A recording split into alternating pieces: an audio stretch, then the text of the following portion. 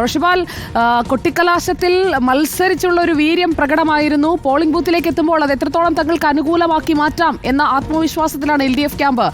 നിശബ്ദ പ്രചാരണത്തിലേക്കുള്ള വഴികളൊക്കെ നേരത്തെ തന്നെ നിശ്ചയിച്ചു വെച്ചിരിക്കുകയാണോ?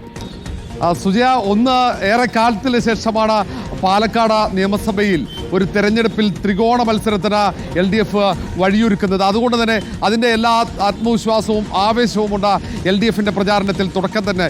കാരണം വളരെ പെട്ടെന്ന് തന്നെ കോൺഗ്രസിൽ നിന്നും യുവനേതാവ് അഡ്വക്കേറ്റ് ഡോക്ടർ പി സരിനെ ഇടത് പാളയത്തിലേക്ക് എത്തിച്ച് സ്ഥാനാർത്ഥിയായി രംഗത്തിറക്കി സ്വതന്ത്രനായി മത്സരരംഗത്ത് വലിയ രീതിയിൽ മുന്നേറ്റം ഉണ്ടാക്കാൻ കഴിഞ്ഞുവെന്ന ആത്മവിശ്വാസം തന്നെയാണുള്ളത്.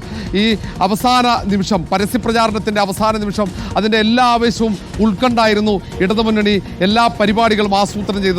ബാൻഡ് വാദ്യമേളങ്ങൾ, അതിനൊപ്പം തന്നെ എല്ലാ നേതാക്കളെയും അണിനിരത്തി ഈ പ്രചാരണത്തെ നയിച്ച മന്ത്രി MP രാജേഷ്, ഒപ്പം CPM ജില്ലാ സെക്രട്ടറി സുരേഷ് ബാബു അടക്കം ഈ വാഹനത്തിൽ ഈ സ്ഥാനാർത്ഥി സരിൻ്റെ ഇടതും വലതുമായി അണിനിരന്നു. അതിന് തൊട്ടു പിന്നിൽ TV രാജേഷും ഒപ്പം ശ്രീമതി ടീച്ചറും NN കൃഷ്ണദാസ് അടക്കമുള്ള മുഴുവൻ നേതാക്കളും, തെരഞ്ഞെടുപ്പ് നയിച്ച മുഴുവൻ നേതാക്കളും അണിനിരുന്ന് അതിന് പിന്നിലായി പ്രവർത്തകർ, വാദ്യമേളങ്ങൾ, DJ ഉൾപ്പെടെയുള്ള എല്ലാ ആഘോഷ പരിപാടികളോടെയാണ് ഈ പരസ്യ പ്രചാരണം അവസാനിപ്പിക്കുന്നത്. ഇനി അങ്ങോട്ടുള്ള ഓരോ നിമിഷവും അവസാന വോട്ടുറപ്പിക്കാനുള്ള പ്രവർത്തനമാണ്. ഇനി അങ്ങോട്ട് വീട് കയറി വോട്ടർമാരെ അവസാനമായി ഒന്നുകൂടി കണ്ട ചാഞ്ചാട്ടമുള്ള മനസ്സുകളെ ഉറപ്പിക്കാനുള്ള ശ്രമമായിരിക്കും ഇടതുമുന്നണിയുടെ ഭാഗത്തുനിന്നുണ്ടാകുക. എല്ലാ തരത്തിലും വോട്ട് പിടിക്കാനുള്ള തന്ത്രങ്ങൾ ഈ LDF ക്യാമ്പിൽ നിന്ന് ഉണ്ടാകുമെന്ന കാര്യത്തിൽ സംശയമില്ല. മുഴുവൻ നേതാക്കളും ക്യാമ്പ് ചെയ്തു.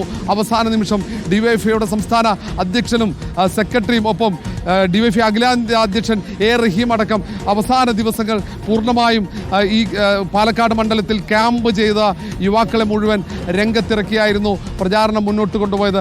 ഏതായാലും ആത്മവിശ്വാസം ഒട്ടും ചോരാതെയാണ് ഇനി അങ്ങോട്ടുള്ള ഈ നിശബ്ദ പ്രചാരണത്തെ LDF മുന്നോട്ട് കൊണ്ടുപോവുക. ഈ തവണ അട്ടിമറി ഉണ്ടാകുമെന്ന പ്രതീക്ഷ തന്നെയാണ് LDF ക്യാമ്പിൽ. മൂന്ന് മുന്നണികളിലെ നേതാക്കളിൽ നിന്നും അത് തന്നെയാണ് കാണാനാകുന്നത്. റോഷിബാൽ, ഒന്ന്